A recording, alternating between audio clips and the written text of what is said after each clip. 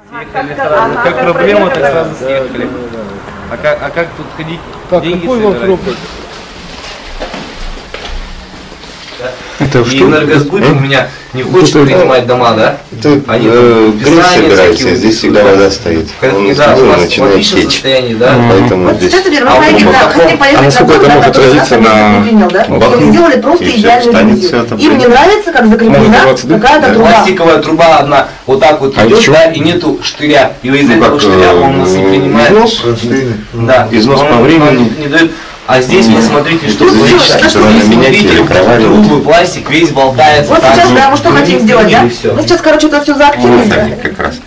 Букса вся ржавая, никогда ее никто не...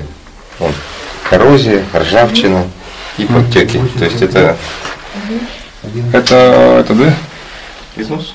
Есть же. А, То есть такое оборудование можно принимать, как вы думаете? Все понятно, есть телефон?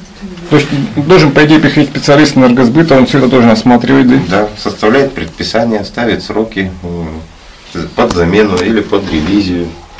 Потому что визуально вот она к эксплуатации непригодна. А 26-я? А если, допустим, вот это вот, Да. как называется еще раз, Ну, вообще, грандиозно, если он конечно, взорвется да. зимой, да? Просто Да, грандиозно. ну, Мы весь очень дом, много получается, платим. остановится. 8 домов.